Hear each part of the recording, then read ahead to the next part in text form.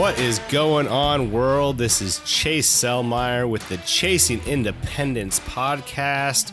Super stoked to get this thing rock and rolling. Episode 1. I've been kicking around this idea for quite some time and finally put the steps and process together to kind of make it happen. The gist of this podcast is I'm going to catch up with some of today's and yesterday's top action sport athletes, adventurers, and people who have a passion for the outdoors. These individuals are also CEOs and entrepreneurs. They run their own business or something to kind of help them facilitate the lifestyle they hope to live. And I'm just really excited because it's going to be a lot of fun. We're going to get out there and really kind of figure out what that secret sauce is in between a high-performing athlete and a high-performing CEO. And this is all knowledge I want to pass on to the listeners. So hope it's valuable and you guys can enjoy it. You can follow along on the adventure, obviously through this podcast. We got a YouTube channel as well, so check that out. And if you guys like what you're hearing, give me a shout out on Instagram at Chase Sellmeyer. You can send me a screenshot of the episode with a thumbs up or thumbs down. And also, if you know any action sport type CEOs, send them my way. Love to connect. I will be taking this show on the road throughout the year, going to where these CEOs and adventurers live, where they work, where they play. So who knows, we might be having interviews on a boat, on a dock, on a ski lift, in a boardroom. So wherever we can make this happen, we're going to be doing it. Really excited to catch up with them on their home turf and hopefully, like I said, bring some really cool tips to you to take home and use in your business or your action sports career. All right, so we are going to kick off this first episode with Geno Yauchler. I got a chance to sit down with him at his home lake in Winter Haven, Florida. Geno's a lifelong water sports enthusiast. He's ridden everything from the very first hydrofoil all the way up to trick jumping and wakeboarding and show skiing. I mean, the guy is just unbelievable on the water. But he kind of comes at it with a business sense as well, and he talks a lot about goal setting, mindset, and how he's been able to accomplish a lot of these what people would think impossible tasks in his lifetime. So without further ado, let's kick off this first episode of Chasing Independence From Podiums to Prosperity with our guest, Geno Yauchler. You have to tell that voice to go shove it and stick it up wherever you want to say, I'm going to do this. I don't need you in my head telling me I can't, because I can and I will, and here I go, and then go do it. Geno Yauchler, ladies and gentlemen. Thank you. He's here. And if you guys heard in the intro there, I'm pretty excited to sit down with Geno. I've known Geno for quite a while, and there's always a story or something going on with Geno. It's very positive, and it's a lot of fun. So I figured I'd get him in here and tell the story. So Geno, where are we actually right now? I want to give our listeners a little visual flight down to our location. So currently, we're on the deck of the Crow's Nest. The Crow's Nest is where I put my special friends and guests and people who are coming to do lessons or whatever. So these are 400-plus-year-old cypress trees behind us. We're on the chain of lakes in Winter Haven, Florida, and Lake Lulu is where we live. So, yeah, we're right in the middle of that. That's awesome. And for those of you listening to the podcast, head over to the YouTube channel, and you can see the video, and I'll even throw some extra B-roll shots of this beautiful lake. I've got a little history here. I learned the wakeboard and water ski on the chain when I was, 6, 7, 8, 9 years old. I wasn't even that young. I was probably 14 when I picked up my first wakeboard. Water ski, 6, 7, 8, 9. We'd come to Florida. And this is home of water skiing, right? I mean, Winter Haven is considered to be the capital of the world for water skiers. It wasn't the birthplace. If you look at, it was 1922 up in Minnesota. I don't know the exact name. Sorry, Minnesotans. Ralph Samuelson. He was the founder of this awesome sport. And actually, one lake over, Lake Eloise, is Cypress Gardens, now called Legoland. And Tony Klarich and his wife, Tanya, they just bought a house. They're going to be doing the 100-year celebration coming up in 22. So in 2 years, we're going to have this huge event down here and big ski show. There's a ton of history here. I mean, I can go on and on for days. Yeah, we could definitely do our own podcast about the history of water skiing for sure. And there's probably one out there. Who knows? But well, that's cool, Geno. I want to sit down with Geno. You're my first, and I'm sure you hear that a lot. It's okay. I'll be easy on you. Thanks. I really hope so. But all joking aside, I mean, outside of that, like Geno, you have been the first to many things, and we're going to get into that. I'm excited about that. And I really want to just kick it off and kind of hear where you came from and how you became the Geno Yauchler you are today, and the one everybody adores and loves so much. Well, thanks. That's quite an introduction. I came from a family of two. My sister and I, my parents, and they're still together. They came from very large families. So my dad was one of 9, and my mom was one of 14. And my grandmother, who raised kids till she died in her 80s, she adopted another 5 or 6 children during the whole process. So very big families. Everybody's kind of pitching in. Nobody was sitting on their coattails. So if you wanted to eat dinner, you better get after it. Especially on my dad's side. When he first got together with my mom, he'd be over there eating, and he's like, "No, I'm not sharing anything." And now if you see him today, he shares everything. He just totally changed everything. So where I came from was my dad, who's a very giving man. He introduced me to the sport of water skiing when I was very young. I don't even really remember a whole lot. I think I was 4 years old, maybe 3 years old. They had this thing called a zip sled. It's this plastic thing. It's blue. You look it up, you might even be able to find one on eBay or something. But that was my first introduction to water skiing up in upstate New York, Mariahville Lake, back in the early 1970s. Wow. Yeah, that was the beginning of everything. Of course, my uncles, Uncle Roger, Uncle Dave Weekly, they both were on the ski team up there, Mariahville Lake Ski Club. And that was 51, 52 years ago that they actually got that team started. So the whole family, we'd go on road shows and just travel and ski throughout the years. And eventually we ended up moving to Florida, and I was on 2 different ski teams. I was on the team in Florida. They called it the U.S. Water Ski Show Team at that time.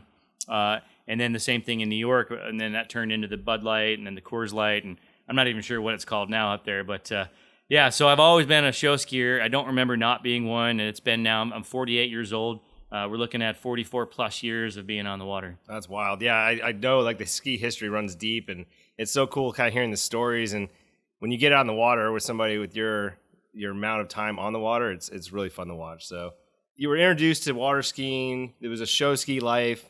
Where'd you go from there? I mean, it seemed like, tell me kind of maybe about the boats and what the industry and what people were kind of doing back then. And all of a sudden, the sky's the limit when it comes to new tricks or kind of new devices to ride behind or new technology. So tell me what it was like kind of going through that phases. When I got done with the zip sled. Yeah.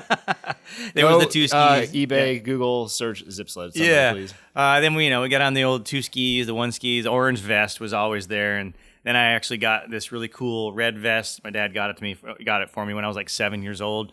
I learned how to barefoot when I was 11. I didn't have a barefoot suit back then. We didn't really know what those things were. And then my uncle got one. He had this green suit. It's funny, but he was the man. He had the suit, right? Uncle Dave was always the top skier on the team, and he taught me how to barefoot. My dad actually pulled me a bunch, and then the jumping and all that. So the gear. We never really had the latest and greatest, but it wasn't terrible. It's just it was the 70s, right? And then the 80s, then the boom came out. Wow, the boom really opened up things for barefooting. So I did a lot of barefooting, and of course the ski jumping. And then I really didn't get into the hydrofoil scene until I got down here in Florida. I learned it when I was in Germany because I skied all over the world in different shows. But when I got to Cypress Gardens, that's where the real heavy training, and because if you look at the chain of lakes, you've got 20 lakes. Well, back then there was 16 lakes.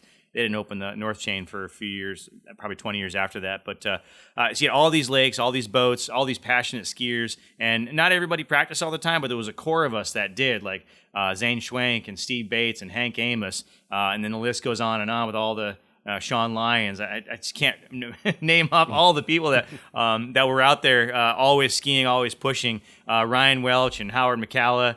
It was just so cool to be throughout that time of history. Scotty Clack was there, and John Keykafer. It was Darren Dobson. We would just be charging it, hitting the water all the time. But Steve Bates and Zane Schwenk and myself, and of course Punky Forgiana. I want to name all these guys' names. I swear, it's like everybody's got nicknames for something crazy. I know when you come down here, especially when I was coming out of the East Coast and the Midwest to come down here for ski schools and camps, you're coming down here and riding with some people that were in the magazines. And the magazines were small and spread far and thin, but it was always just kind of a treat. And yeah, for many of our listeners out there who aren't involved in water sports but love the action sports, I know everybody in their industry probably has a similar story. And that's why I'm so excited about this podcast, is because being able to go around and talk to people who have been through a sport and especially a transition of a sport at a young age and seen where it can come from and where it's going, like, and how they relate that to business. That's gonna be so cool. Like I think this will be a lot of fun. So, okay, so you got all this crazy crew of riders. You're doing your thing. At what point? Well, let me ask you. When were you like officially pro? Like at something? What was that? 1990, San Antonio, Texas. I actually went out there by the call and beckoning of John Summers, who was actually the guy who pushed us to do the first 6-man off the ski jump, and then he came back and said, "Yeah, we're gonna do a 7-man." And I think pretty much everybody except for John was laughing when he said that. And then we did the 7-man in 99 or 2000? God, there's just so much that's coming to my mind right now. So many different moments, so many different things that have happened. What sport were you doing when you were in Austin? In San Antonio. So, excuse me, San Antonio. Yep. So that was SeaWorld of San Antonio. That was just a regular ski show, one of 4 parks that they had for SeaWorld. We did a lot of jumping, barefooting, doubles, the traditional stuff. And this guy, Mike Murphy, came out and introduced us to this air chair thing. And we all saw him out on the water, and everybody ran because they're like, "Oh, that thing's gonna kill you." But it really isn't that. If you know it and you ride it, it's one of the safer sports. So to the out layman, there. Explain what a hydrofoil actually is. Right. So air chair was a name brand, and now I'm sponsored by Sky Ski, and I got a great crew there. But basically, you take an airplane. And you scale that airplane down to a very small size, and then you put it underwater. That's a hydrofoil. So you have a sit-down hydrofoil, you have stand-up hydrofoils. There's all kinds of different hydrofoils. There's boat hydrofoils, and that was invented, I want to say, in the late 1800s, and they didn't actually have something that people could use until, 1906? But still, it didn't become mainstream until the water skis back in the 50s and 60s. And then the sit-down hydrofoil came out in 1990. So that was the year I saw it. And as soon as I got on one, a buddy of mine up in New York actually bought one. And he's like, hey, it's my turn. I'm like, I just got on. He's like, you've been on it for like an hour. So what was it like your first time trying to get on a sit-down hydrofoil? I got right up. A lot of people struggle for that first time. I got bucked around like I was on a crazy rodeo bull. Now remember, I'm on a hydrofoil that's shaped like a snow shovel. All right, it is not tuned whatsoever. Just that they took a 45-degree angle saw and cut the front of it. That was the tuning. Oh my God! So it didn't just fly out of the water like the new ones do. You engineers out there kind of know what he's talking about. You're gonna eat it if you're not careful. Damn. Yeah, there was just so many different things that have been innovated during the whole time that I've been out on the water. I had no idea you were around even in the beginning of hydrofoiling. The sit down. When you saw the sit down. That was on the market in 1990. It came out. The very first sit down hydrofoil was Bob Woolley. Him and Mike Murphy went back and forth with innovations back and forth, and say what you want about either one of those guys, but if it weren't for them and their innovation out on the Arizona River or Colorado River in Arizona, the sport wouldn't be where it is today. And Bob Woolley is still behind the helm at Air Chair. I haven't talked to him in years, but now we have Don Erb at Sky Ski, and they keep pushing the limits, keep making better equipment. And now they've got T-bars that are 41 inches long. The old ones are like 28 inches long. They're tuned to the point where, guys are going 25 feet plus in their runs and doing double backflip rideaways and full twisting backflips like left and right. If you're not doing a full a mob on a hydrofoil in a contest, then you're getting like last place. Wow. Yeah, we'll definitely post some of these videos. I got some really great ones of Geno from the years we've been skiing together, so we'll put those on the YouTube channel again. But, this kind of brings me to one of my questions I was curious about, and it relates a lot kind of to the mindset of an athlete at your level. But being the first at something like this, and, you weren't necessarily the exact first person to sit down hydrofoils, sky ski, but, being a competitive athlete in the first kind of real push of this sport, how do you learn? How do you progress? Like, just go out there and wing it. That's exactly what you do, literally, because we're on wings. But no, so every day, again, I'm being paid to go out on the water, and we had these inconvenient things called ski shows in the middle. God, I hate those things. No, I'm just kidding. But the whole reason why we're there is the ski show. But in between the shows, we got really good at maximizing our time, and we would just be on the water. We had an 8-hour shift, and we were on the water 6 of those 8 hours.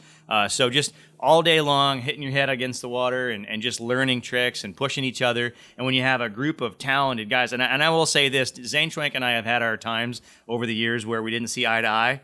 but that is one of the most talented mother effers I've ever met in my life. I had a couple of moments where I was about to tell him it was impossible to do a trick, and before I could tell him you can't do that, he went out and actually wrote it away. I'm like, what? You can't? Oh, yeah, I guess you can. I mean, going back to Zane's like credibility there, he was a great wakeboard coach as well, and I learned a lot from him.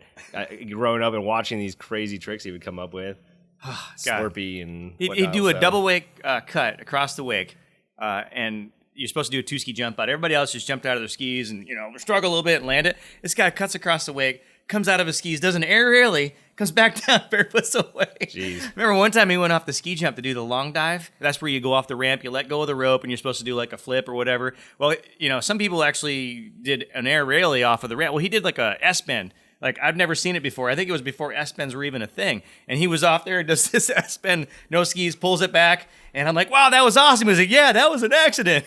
Monkey on a string when it comes to these guys, I swear. He is. Yeah. So it sounds like, I mean, in a lot of these kind of, in growing up as a kid, we would, in skiing or wakeboarding or skateboarding, whatever, those progression sessions, like those times where you're just out, you're with your friends, you're competitive athletes, and you're just trying things. Is that where like the magic happens? We tried so many things. Yeah, and then of course we did also have, in freestyle terms, we had some pretty darn good people.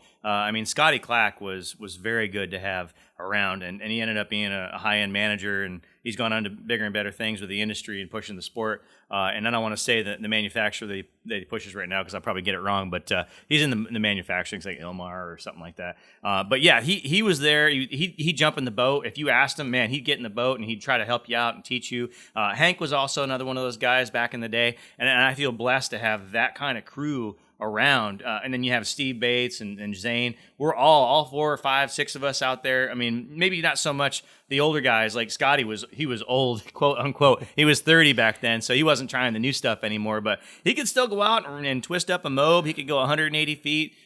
Very, very talented skier. I mean, he should be in the Hall of Fame one day. But having that environment, I feel like I was very blessed, especially like, you look at the upbringing of a lot of folks out there and they just don't have the support, they don't have the knowledge, and they're at a severe disadvantage. So, any chance that I can, I'd love to help people out and get them back out on the water. But, we're just, now you talk about business. Yeah, I'm just so caught up and trying to make a living nowadays. Yeah, I know. I miss those days. I really do. I know. It's we got to grow up at some time, I guess, but try to still create that lifestyle to where we can get on the water as much as possible. And yeah, I'm not going for the crazy tricks anymore. My body won't let me. But let's talk a little bit about some more sports. What was, in your eyes, maybe one of your most ambitious sports goals going through this young age of action sports, and especially the new age of a new sport? Well, back in the day, I always wanted to be the world champion at something, and I really didn't have a box to check, like, I want to be a world champion at this. Well, I did. I had several. I'm like, I want to do this, I want to do that, and I was emphatic about writing goals and putting it in paper and studying it and revisiting the goals and checking them and going, okay, is this really important still to me, or maybe I'll change a couple things. And I had goals written out for 3 event, which I never really did a whole lot with. I think my best jump was like 150. I'm like, yeah, I'm gonna do 200 feet, I'm gonna do this. And sometimes you write goals and they're so unrealistic, but you don't know what you can accomplish unless you go out and try. And you have to keep trying and keep pushing, and then eventually you have to say, okay, if this isn't working, maybe I need to change my tack, right, in sailing terms. But, one thing's for sure, one thing that I've learned over the years, and that is, even if you don't have a whole lot of support, if you have the desire and you go out there and you keep trying, somebody is going to acknowledge that and say, hey, you know what, I'm going to help you. But even if they don't, keep trying, keep doing what you think is right, study. And now with the internet, God, you got so much out there that you can watch and see. People really have the opportunity, unbelievable amount of things that you can do nowadays with learning online. And that's one thing that I would do all the time, not online though. I would do it through video. I'd take video, I'd have somebody in the boat and learn how to do whatever it is by coaching myself. I'd look at it and go and slow it down and go, oh, okay. And then maybe I didn't know what the heck I was supposed to do. Then I'd get somebody else and have them look at it. So I was just obsessed about making it and doing goals. And really I got to the point where I just wanted to win, whatever that took. And that's something you can't really teach. You have to have that desire. So I guess that's pretty much what I did. Yeah, no, that's awesome. I'd love to talk more about goal setting and how those things kind of affect you on a daily basis, because, everybody, it's so easy to kind of get in a string of things that are easy, and comfortable. And, saw a lot of that at the Gardens. Yeah, they just, in between shows, they'd hang out and just wait for the next show. And I'm like, I'm going out skiing. Yeah. No, that's awesome. I think, let's go back let's talk about that a little bit. I think in terms of, at such a young age, how old were you about when you were setting these goals, would you say? Well, I first really started getting into goal setting. It was Anthony Robbins. I listened to the tapes. My dad bought it and didn't listen to the whole thing. And I'm like, well, I'm going to take that. And brought it into my bedroom and listened to the whole 30-day thing in like 20 days. So I was like, I want to get to that point. 19 years old. Oh, wow. Yeah, that's where I really started to get into goal setting and starting to move things. And, before that, I was going off of my dad's push. He was just like always pulling me and always telling me, man, you're the greatest skier. You're going to do this. You can do that. And, having that extra push, but then also listening to other people that have gone and studied, so many different things. And Anthony Robbins, I really respect in the way he studied the human learning process and how to get people in the right frame of mind. So you just take that to whatever it is you're doing. And for me, it was water skiing. And so that's where all that writing down, he even said, like, write down all the goals you could possibly think of, even if you think they're ridiculous. And a lot of those goals that I thought were ridiculous actually came true. Were these, you hear the term affirmations, daily affirmations, things like that thrown around a lot, and getting up early and doing quick meditation and how effective that can be. But were you doing something similar to that, or was it just strictly like, were you scheduling this on a weekly basis, a daily basis? Were you looking at this every day? Was it like a dream journal? I mean, how would you kind of... I still have all my notes sitting in my filing cabinet there. Everything that I've ever written, all the goals. I even kept the one time that I beat Parks in a wakeboard contest. Hey, that's right, you heard it. I beat Parks Bonnevet in a wakeboard contest. He fell. But I still won. No, I didn't win. I got fourth. But so, I actually do every so often. I'll look at the goal. I don't really have a rhyme or reason, but sometimes I'll be like, I just feel like there's something missing, and I'll go back to the goal list and go, yes, okay, now I got more motivation. Now I've got that drive. Now let's go out there and see if I can do that. And it does get a little bit harder as you get older because you start to get complacent, as you say, and your body starts to break down a little bit. I'm coming up on less than 2 years. I'll be 50 years old. But I still have goals. I still have things that I want to do. I want to go out there and do this, this, and this. Eventually I'm going to get to the point like, yeah, you know what? I'm tired. I'm gonna pull a Forrest Gump. I'm gonna walk home. And that'll be your goal. That'll be a goal. It'll be written down, though. I just want to sit on this chair, look at the lake. That's my goal. That's really cool, man. I'm excited about that. All right, so we go back into like the 1990s. You've been crushing your goals. You've been writing them down. You've been very focused. In action sports, is that like the cool thing to do? Was anybody else doing this? Like, it wasn't even action sports back then. What was that? Right? What was it, right? You're talking about the late 90s. Wakeboarding started to get a little traction. They were about like the kneeboard, Everybody's like, oh, what's this thing? Throw it in the corner. We don't want this. But then all of a sudden, it started to become more and more popular. And next thing you know, it was on the Pro Tour. And unfortunately, they took freestyle jumping off. That was 96 was the first year there was no freestyle jumping on the Pro Tour. So 95 was great. They had the wakeboarding in 94, 95. And so I had to make some hard decisions like, well, what am I going to do now? So I really dove in on wakeboard. And again, I'm at the Gardens. I'm still skiing 96, 97. So we'd go out, we'd fill up a couple of barrels with the hose because they had the fire hose sitting right there by all the boats. So we'd fill it all up with water, and then when we were done, we just tipped the barrels over in the boat. You weighed it down. Would you find people like who are competing with you or that you're going head to head with that were as focused, or were they doing it a different way? Did you share the fact that you were sitting here and writing your goals down and being a visionary of what you wanted to do? I didn't share that. Yeah. No. Did you find anybody else was doing things similar? I have no idea if they were doing that. I know, like I said, many times. Zane was there. He was doing the wakeboard. He was also freestyling.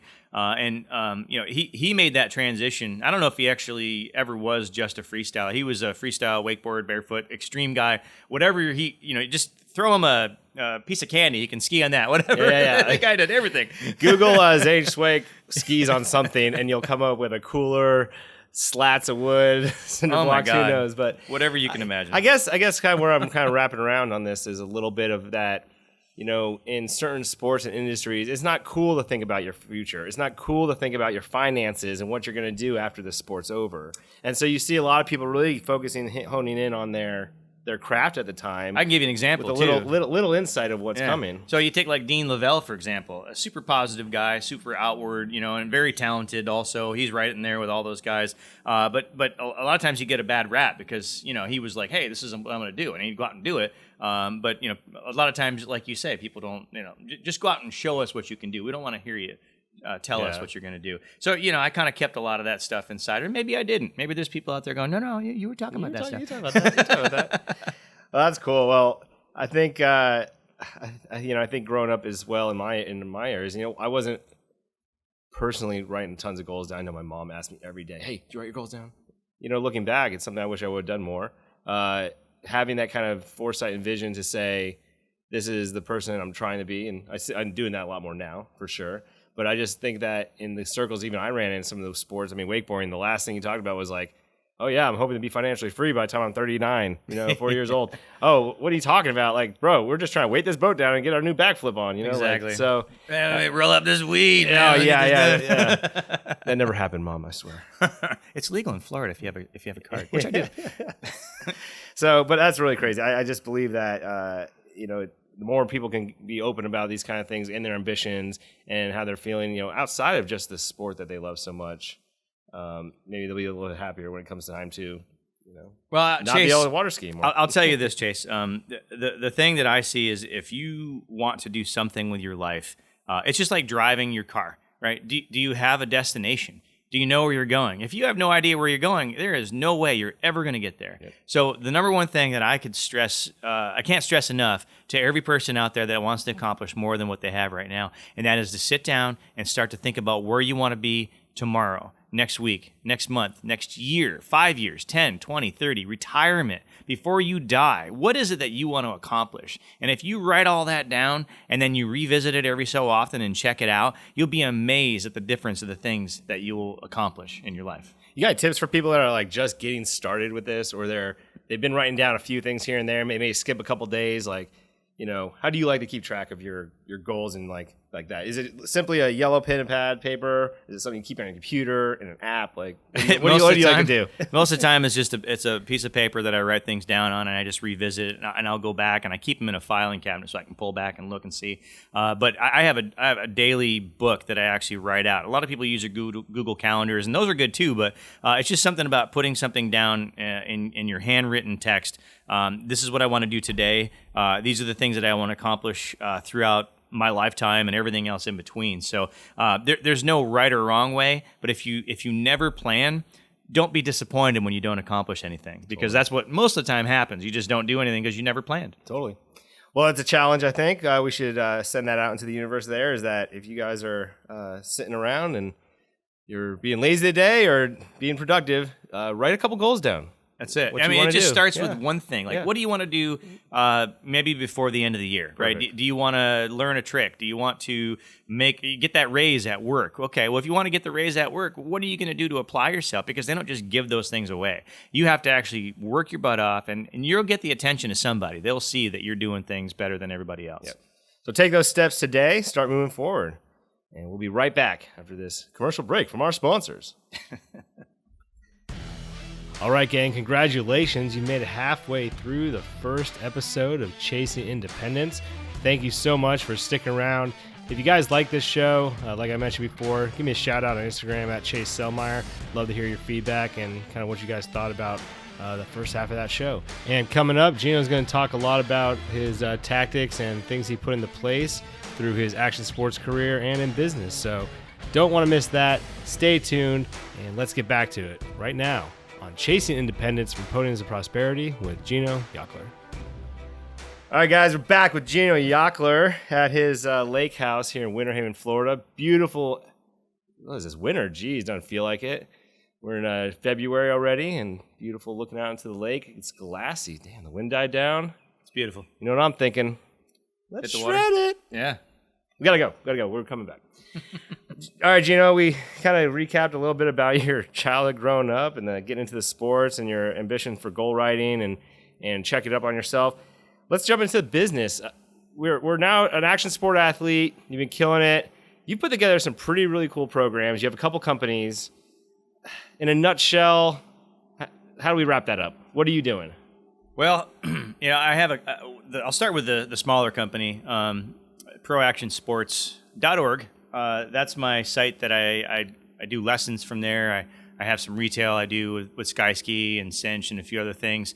But But the other things that I do, that's more of a hobby. I have a home actually that's right next door. It's a rental home, short term, 514 Lake Lulu rental. That's actually been a really good thing. I'm actually getting a place where people can come. They'll stay on the chain. It's a premium property, one of the nicest places in the area, and that all came from doing water filtration, water purification sales. That started I'd say in the end of '97. I started to really get serious about my goal, because you get to a certain point as a professional water skier, and you're like, I'm making like $9 an hour and all here and just killing it financially, but maybe I should put something in the bank. I barely paid my bar tab for last weekend. So. I think I went into Cypress Gardens in March '93. And I had like $5,000 in the bank, which, not bad for a guy who's 21 years old. Water skier. And when I retired from that whole scene, I think I had like $1,900. I didn't save anything. Went the wrong way. So once I got into selling water purification systems with my dad's company, that's where things really took a turn for the better as far as making a good living. And I was still skiing. I mean, you're talking the end of '97. I still had all kinds of things I had yet to do on the water. That's 23 years ago. But I bought my first house right there after that. We got married, my wife and I, Angela, in 2000.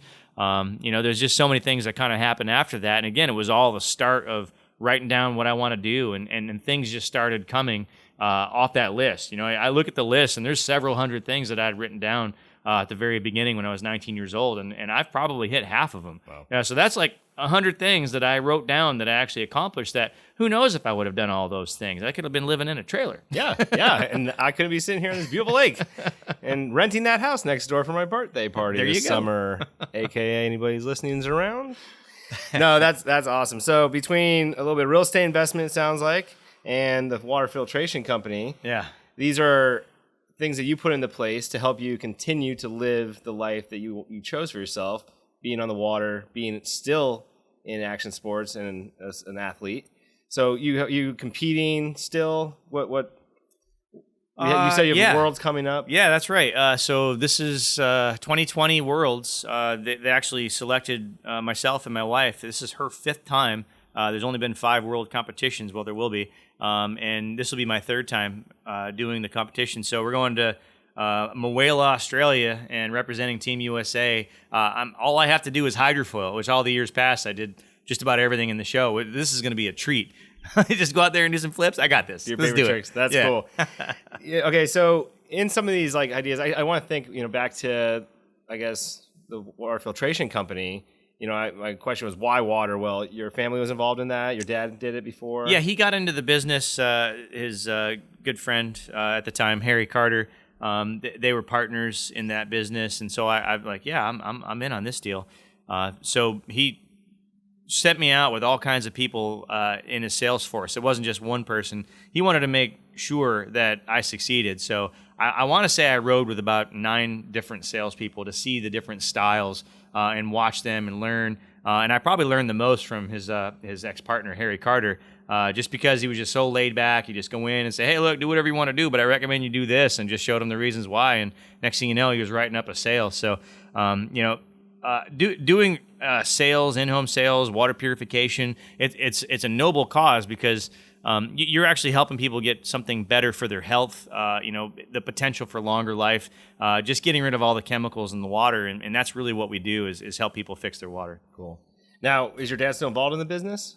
He's retired from the water purification business. He's now in credit card processing, which a little better money in that. And he's a silent partner in that whole organization that he's at right now. He had one, he built it up, he sold it, and he started another one with this other people that actually used to work for him. And so he's 72 years old, just turned 72 in December, and still doing pretty good. I mean, his back's all messed up and his knees are messed up, but his attitude, all the pain that he goes through during the day because of all the things he's put his body through, his attitude is what keeps him going. Wow. And that's really, I know I always can't come back to that, and I sound like a broken record, but I'm really, you can live glass half empty, or you can live half full, and he chooses to live half full. Yeah, mindset's a huge thing, and I think growing up in that kind of family environment where you guys are always pushing each other, like you said earlier, How did you learn? You had to self-teach yourself. You had to take a beating and get back up and do it again. Oh, there was the dad too, like, oh, try this. Oh, that didn't work. Well, try that. Oh, well, we'll try this. Best coach in the world right there. So, I mean, it's that mindset. You can't, we hear it all the time. Don't give up on your dreams. Don't complain and get back up with a smile. So that's hey, if awesome. you want to be a guitar hero, you better play guitar all the time. And you ought to watch the people that know how to do it better than you. I think I opened up the show a little bit with, you're always positive and you have this good outlook on things. Things don't always go our way, but you're very mellow and calm, and you'll figure it out. And then at the other end of it, you'll be jumping off the wall, excited because it's going right or wrong either way. How does like a good positive outlook affect you in your business daily? And well, again, it's all in the eye of the beholder, as they say. If you see things as maybe they're not great, but you see where they could be going and they're positive, when you see the positive result happen before it happens, that's what they call positive projection. And that's very powerful. But you can't just say, oh, things are going to be better tomorrow without any plan, right? If you want them to be better, it starts with, yes, I'm going to make it happen, but here's what I have to do. And if you don't know what you have to do, then you have to research and ask others and say, hey, look, maybe I need some help, maybe some coaching. So I always go back to, all right, well, what could we be doing better right now? And I reach out to my managers. We get together, we formulate a plan. And right now we're in the middle of hiring. Of course, we're always hiring. As my dad said, if you hire when you don't need to hire salespeople, you'll never need to hire salespeople. And that's really where the backbone of water purification sales. You have to have people out there hitting the streets, and we do direct mail, but we have a great organization with some people with good attitudes as well. Because if you don't have that, you get a lot of rejection in sales. Anybody who's in sales, they know that. So you got to get up in the morning. You got to find something positive to focus on, no matter what it is you got going in your life, and just get rid of all that negative crap that does you no good. Find the good stuff and just ride with it. all right, let's talk about like some obstacles maybe in life or business that you've overcome that, really kind of stick out, and maybe how you handled that. Sure. Let's see. Rewind the clock back, June 2016. I was going through a pretty rough patch of my life. I ended up just stressing out over all kinds of stuff. I was drinking probably way more than I should be, and of course, there's a lot of different things that can happen with your health when you stop working out. You stop watching what you eat. You start drinking too much. You let stress get to you way too much, and so all that was going on. And June 9th in the evening, ended up having a stroke in my house here. I was on the floor. Had called my wife. Somehow I finally got out. My head wasn't clear. She came home, brought me to the hospital, and found that I had a TIA, which is not like a major stroke, but it was definitely something that was a wake-up call. And right now I have permanent vision loss because of it, but it doesn't affect me as much as you might think. So I feel lucky. I feel fortunate. I know some people, they end up with permanent nerve damage where they can't move half their face or half their body, or they go totally paralyzed. There's all kinds of things that can happen. And really what the bottom line is, the whole reason why it happened is I wasn't managing my stress correctly. I let everything get to me, and next thing you know, I'm on the floor like twitching. So I think the lesson to be learned here is take a step back sometimes, smell the roses, appreciate the things in life, and really take after yourself, because once you lose your health, you have a heart attack, you have a life-ending stroke, it really isn't you at that point. Now it's everybody around you that has to suffer with what you've left. So set your family up right. Make sure you've got a will. All those things that you don't think of, you never get to, and all of a sudden, poof, you're out of the picture. Or you're in a vegetative state, and maybe you're still coherent, but you don't know what's going on, or you can't utter what you're trying to say. I feel like, again, I feel very fortunate, and it changed. I changed my lifestyle and everything about it. I probably still drink a little bit too much, but I like to have a good time. And I work out now. I watch what I eat for the most part. Every so often I'll have that odd French fry, but I don't sit down and eat a whole pile of it. I eat the salads and the good stuff. So it kind of goes back to, you're taking inventory of your mindset, your well-being, and you're looking out for yourself. And yeah, it really looks like, I can probably see you writing down in your goals again, I'm going to be healthy next year. I'm going to be perfect. Yeah. My body's going to be a well-tuned, functioning machine. The last thing I want to do is have another incident like that, and I mean, I don't believe I'll have another chance like that. I mean, that was a wake-up call for sure. Yeah. So, yeah, I definitely want to make sure that I'm doing the right thing when it comes to all. And, everybody has their vices for sure, but you just have to step back sometimes and go, is what I'm about to do, is this going to be good long-term, or am I hurting myself? Am I hurting my family? There's a lot of things that people do, and they never think about that kind of stuff until after the fact, or they don't have the opportunity because they're gone. Yeah, totally. I kind of want to talk a little bit more about kind of mindset and how that's influenced you and impacted you to do some of these really cool things in the past. Maybe we talk about the chain of records, even the stunt junkie stuff, and we could touch on that a little bit. Like, is anything impossible with you? How do you come up with some of this stuff? Like, it is a little mind-boggling because when you sit down and talk to people around here, I'm sure you, like you said, you did down at your dock at the bar, and people are looking at you like, you want us to do what? Yeah, that's how it goes. So what's the mindset? And then I guess what's the follow through to accomplish things like this? I mean, it's managing a lot of people. It's just... Well, let's talk about the chain of records. We did that in 2015 and 2017, and now we're set to do it again in 2021, taking a 4-year break this time. It really starts with having that little dream. I want to accomplish this, and then writing it down and finding a crew that is willing to help you, because you don't do the chain of records, which is a multiple person event. The last time we had 275 skiers with over 400 people that were involved some way, shape, or form to accomplish everything that we did in 2017. And if you ask Eric Gran, who was a major part of that organization, he was exhausted. We all were. It was 5 days of setting records and building ski jumps that were 50 feet wide.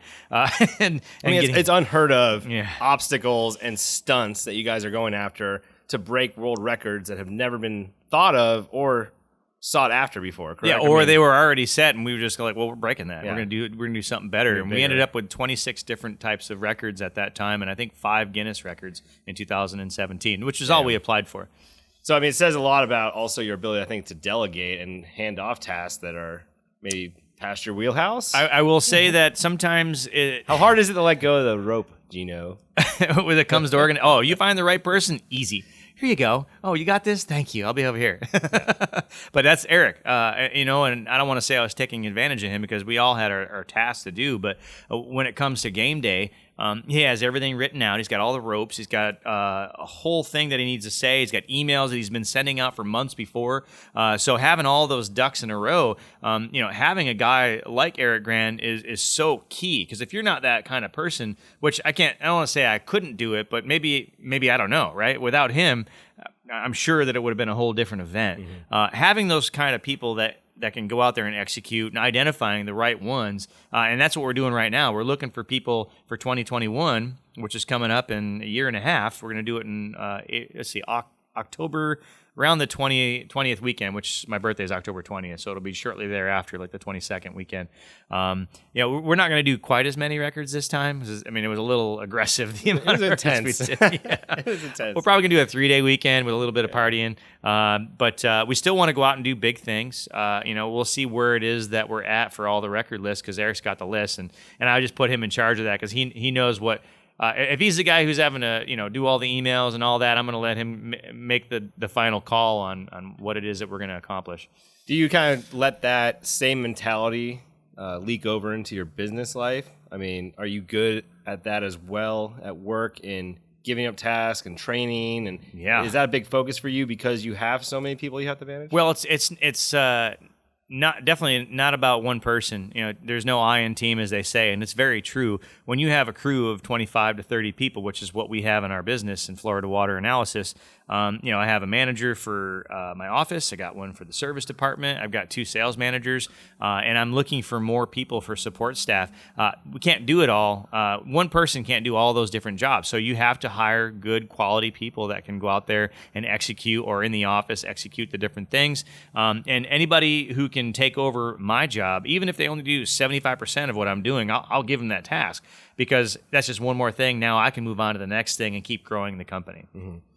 Yeah, I'd say, did you ever have a time in your company where it was just you and your dad, or how big was maybe his team when you kind of jumped on board? Well, when we first started in the business, let me rewind that back. He started in 1988. And I never really got into the business fully until 97. I was an installer for, I'd go out and put the systems in, and I was really busy in 1990.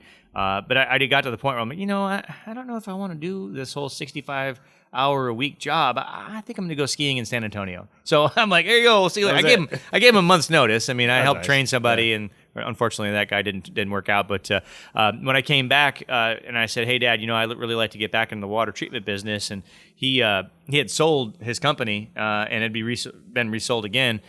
So he actually bought that company back, and we took that from one location doing probably $2 million in sales to 4 locations. And I think when we sold it, we were just under $6 million in gross revenue for, that was a pretty good organization. We had a pretty good sale on that. But after the non-compete was over, I wasn't ready to retire. I didn't have the money, of course. So 2010, it was me. That was it. And then I had an employee that worked over there. He came on board. That was Aaron Bright. And then I got a salesperson that used to be over there. So there was 3 of us out there. We had a service guy to put the deals in, me and this other sales guy. We'd be knocking doors, whatever we could do. And then I did some mailers. And next thing you know, there's 5 people. And then there was 10. Oh, my God, 10. I had 10 people working for me. I was going to have a conniption. I'm like, oh, my God, what am I going to do? And now I've had up to 30 people. But you just get better at managing the stress and putting it into perspective. And if you have a good plan in front of you, it usually works out pretty well. That's awesome. Very cool. At what point in your business now you said you had 3 people, then 5, then 10, and of course up to 30, but when do you really feel comfortable bringing more people in? And like, how does that help you guys grow? Well, when it came to growing the company, the very beginning, I had a home improvement company, and it was my uncle and a good friend of mine, Mike Yauchler, called the Home Improvement Guys. And it was 2008, 2009, 2010. Those were tough times, right? I dabbled in solar too. But I had this truck, and the home improvement guys, we were doing remodels and kitchens, and it was fun, but just wasn't enough money there. And my heart was really in the water purification business. So I started with that truck that we had from the home improvement guys, and got rid of all the tools for fixing a roof or floor, and put a bunch of water systems in there. So when I first started it, it was just me. And I would go out and test somebody's water, and then I'd sell it. And I'd be, all right, I'll be right back. And I'd go get the truck, because I was in the Prius, right? So I'd go back, get the truck, and go and install the system. And they're like, hey, you look just like that other guy. We're twins. Weren't you the sales guy? Weren't you the sales guy?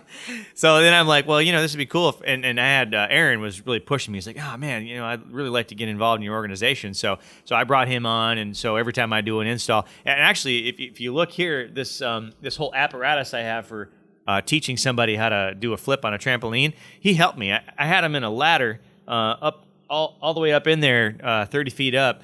He helped me put this whole thing together. He did some work around the yard. Basically an A-frame sticking out of a screened-in patio, dangling 30 feet in the air with a cable. So I can't imagine how you'd hang that. Yeah, so we actually had a ladder on that fence, and it went all the way up the top there. So he helped me put that in. He'd be cleaning up dog poop in the backyard. Anything I could keep him busy to justify paying him for a 40-hour week. And that's how it started, But he was really wanting to push this new business. So and then I got Bill, another guy, in the sales force from the other company, and so then it was 3 of us, and then Bob Garcia came on board later on the next year, and so we really started growing the company to the point where, you know what, I was doing meetings in my house here. We need an office, so I bought these 2 buildings downtown and got a really good deal because it was 2012, and then from there we've just been fixing it up. I mean, we just started doing more work at the office. We're putting new windows in and making a new kitchen, and we have this huge warehouse now. So, growing that company, it's exciting, but it's also stressful because at any given time, I mean, when you have a payroll of 25 to 30 people, you got to pay either every week or every other week. And sometimes your payroll is 50,000 plus. You're like, huh. Whew. Especially when you have a tough week. I'll hit you. So you have to save, right? And when the times are good, don't go out and buy a new Cadillac or something. Put some of that money in the bank, and maybe just go out to dinner. It's putting money back in the business as you're growing it, and then of course being ready for that oh shit week. to come around and bite you in the ass. As my dad says, it might be all fun and games right now, but it will rain eventually, and you don't know how hard it's going to rain and for how long. Yeah. So get yourself prepared so that it doesn't kill you, because that's what happens. Businesses start up, they're doing great, they spend all the money, and then when things get tough, they have no resources to pull themselves through those tough times. Awesome. All right, Geno, we're going to wrap her up. But before that, we have a few fans on the Facebook page who had a few questions that wanted to shout your way. Okay. But anyways, Go ahead with your questions, we might name this another thing. This is our first episode. Who knows? But for now, it's cordially called the Speed Round. Lisa from Orlando, Florida wanted to know, how important is delegation, and at what point should I start looking for more help in my business? I think we touched on that a little bit, but... Yeah, I think it's very important. If you want to grow, you can't just go out and do everything. Especially, look at it this way. If you are no longer in your company actively, is everything going to fall apart? And if you're just one person, then obviously that answer is yes. So delegation, if you want to grow, if you want to have a life outside of work, especially if you have a high intense business, you're going to need some people to help you. So you have to figure out a way to bring in more business so that you can afford to pay that person. And that's just how things start. You get a little bit bigger, you hire some more people, but it's also make sure you hire the right people, because you could have one person do three people's jobs because those three people just weren't really worth anything. Yeah, and they're out there. No, they're out there. Right now, I mean, unemployment is at record low, and I'm a big fan of our president. Say what you will about him, but look around, and there's probably a lot of things that other presidents and other organizations have also helped to do that. But the bottom line is there's slim pickings out there when it comes to people. It's either people who just moved into town or people who are just looking for something better. If you have somebody who's been unemployed for 3 months, they just can't find a job in this market. Oh, my goodness. Yeah, they don't want to work. They simply just don't want to work. Exactly. Yeah, so they are out there. So, Lisa, get out there. My first hire, I couldn't afford him, but I literally said, hey, I'll pay you. I'm going to add $200 to $500 on every job I get just to hire you for a couple of these little design things or graphic animation. Next thing you know, that turned into $1,200, $2,000. Was able to bring him on full time. I was able to focus on things that mattered to me more in the business, helping grow the business, finding new clientele, instead of sitting behind a computer and editing and shooting the videos, all of it. It really helps. That one person can really make a difference. All right, we got Trevor from Point Pleasant, New Jersey. Oh, home of surf and offshore wakeboard shop I used to ride for. That's cool. And he asked, what was one of the scariest tricks or stunts you've ever done in your sports career? I've had a lot of those scary moments. There was a time I almost got ran over in Norway by the Norwegian best boat driver. Of course, I was quick to put my feet up on the platform. He couldn't figure out which was forward or reverse. Oh, Lord. It was a twin. So it wasn't even like a trick or anything. It was just somebody driving. Somebody else It's when you let your guard down. Next thing you know, they're all out to get you. But there was almost getting run over by that. But the boat was coming at me, and the guy hit the throttle and thought he was putting it in neutral. I put my feet up, and next thing you know, I'm skiing on my back. Dragged. And there's a propeller right below me, but I just kept my back at a certain angle, and it just wasn't my time to go that day. Another time doing the Stunt Junkies, and back in 2006 we filmed it, and it came out in 2007. The boat jump. So we had an oncoming boat, and this was actually my idea. They guided me to this idea. Your death idea. So the guy's like, I can't really tell you what to do, but he just we'd suggest something, and then help me lead to the next thing. And next thing you know, I'm jumping over an oncoming boat. I'm going 30 miles an hour. My towboat was, and the boat coming the other way was 21. So that's 51 miles an hour of combined speed. Plus, I'm taking a double weight cut at it.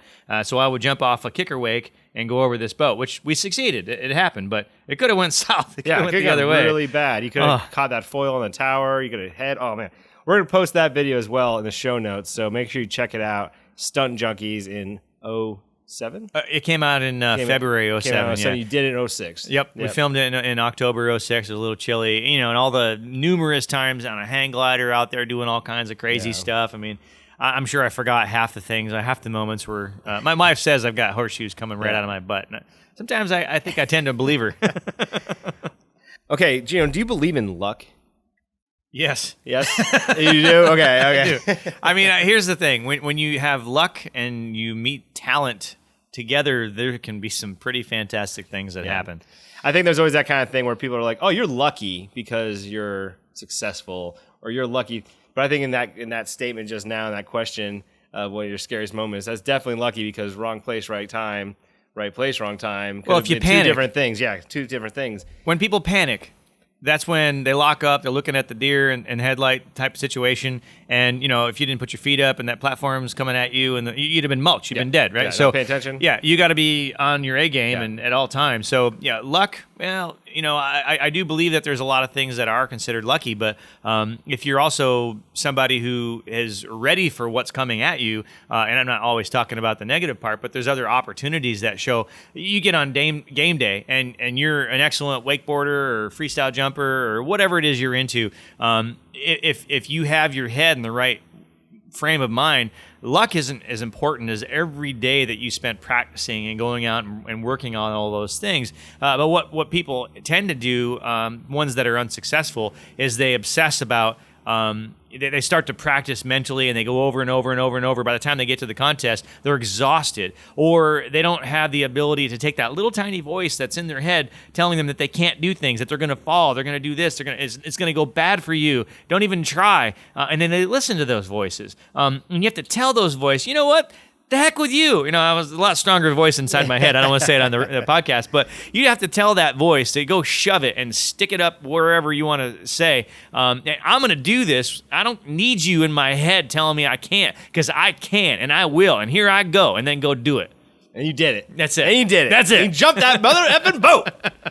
Oncoming boat. Yeah. Now, if my voice was saying, "Oh yeah, you're gonna die," and then I probably would have got mulched. You probably would have got mulched. So luck is also a good thing, but it really having that gut that's telling you that you are gonna do it, and you're putting it out in the universe. Whatever your vibe is, whatever you think, either you're gonna or you're not. Actually, putting the positive vibe out there, you are way ahead of the game when you do that. 100%. And I think you hear this a lot in the business terminology too. Is that it's not the luck, it's the process, it's the planning, the mindset that leads to the outcome, which, many will say is luck. When the brown stuff hits the swirly thing, what are you going to do? What are you going to do? Come up with a plan. All right, we got a little off the speed around there, but that's fine. All right, Carrie from Austin, Texas, just up the street from San Antonio. I love Austin. What keeps you motivated day in and day out? Are there similarities in your motivation as an athlete and as an entrepreneur? Yeah, I believe that accomplishing goals, it doesn't stop on the water. You can accomplish any goal that's realistic, right? Let's be real. I mean, you're not going to leap to the moon just with your two legs. That's not going to happen, right? I mean, that's just being unrealistic. But you could dream up an airplane or some kind of a jet system and actually get in that thing and fly up to the moon. And, that's something that's been done because of somebody who dreamed it, and they did everything that they could do to make it happen. Some people said it was impossible. Some people still say it never happened, but I firmly believe that anything you see that's realistic, and then you have to say, what is realistic? What is possible? Some people say, oh, there's no way you could ever do that, like I was talking about with Zane and certain tricks on the hydrofoil, and then he went and did it. So if you have that ability to just go out and make things happen, it's great. For everybody else, you have to keep practicing and keep getting to that point and working yourself up. And I'll be honest with you, I was never the guy who had that raw, natural talent. I was always the guy that had my dad helping me, saying, hey, look, you can do it, son, you can do it. And he kept pushing me, and eventually, after years and years and years, I started to get traction. I started to learn how to learn. And that is a process, right? Putting yourself 100%. In the right frame of mind is 100% key of everything. So there you go. Yeah, awesome. And our last but not least, from down south in Florida, Isla Mirada, Florida, Matt wanted to know, what is the most number of flips you can do in a row on a sky ski? You mean like what has ever been done, or how many have I done? Or you? What have you done, Geno? Well, I guess this guy's a fan. He's been following the most flips that I've ever done in one run. This is back in '96, a long time ago. Whew. I did 1,416 flips, 4.5 hours. Of course, technology wasn't as great as it is now. How many? 1,416. 1,416 flips in one run? Yeah, but I got to give a shout out to the late Bill Von Zabern. At 42 years old, he passed away, but 2 months before that, he went out and did 3,058 flips, and it took him 6 6.5 hours to do so. And he said he had chafing in places you never would imagine. I can't. Yeah. Wow. Wow. That was both way more than I ever imagined. Right. Or even possible. But the flip record for the most in an hour, I was able to. He actually had the unofficial record at 711 during that run. Okay. So I went out and did 826 in an hour. So that was cool. That's still stands as a Guinness record. Damn, that's wild. Well, Geno, that was fun. Thanks, buddy. Thanks, man. Appreciate it. Guys, check out Geno. I'll add his links and whatnot in the show notes, and we'll catch you all on the flip side. All right, there you have it. The very first episode of Chasing Independence. Locked and loaded and out the door. Had a ton of fun talking with Geno about everything water skiing and business. And I just thought it was really funny that his wife said he has lucky horseshoes coming out of his butt, which for any of you guys that know Geno probably would believe that. So it was a good episode. He was a great sport about doing it, and it was a lot of fun doing it at his lake house where, again, like all these historic water ski type events have happened. So if you like that episode, do me a favor and head over to Instagram. You could send me a message or tag me in a screenshot of the episode at Chase Sellmeyer. And in addition, don't forget to head over to the YouTube channel. Check out some behind the scenes from Geno's house. Also posted up some of those really crazy sky ski and water ski videos of him from the past that I'm telling you, man, they just blow your mind. He also has the water ski documentary that we worked on with him over a 3-year period called Chain of Records, Behind the Ropes. It's a world record breaking, over 3 years in the making film, and something that he put together is pretty cool. So if you're in the water skiing or water sports, definitely hit that one up. It's on YouTube. But yeah, that was a lot of fun. I appreciate you guys hanging on for the whole episode if you're still here. And we'll be on the road this summer, hitting up a bunch of more interviews. The idea is to take this to the people, take it to the athletes and those CEOs, meet with them, whether it's at their home lake, on the boat, in their office, their boardroom, whatever. If you know an action sports CEO or somebody you think that would fit great on this show, send them my way. Love to connect.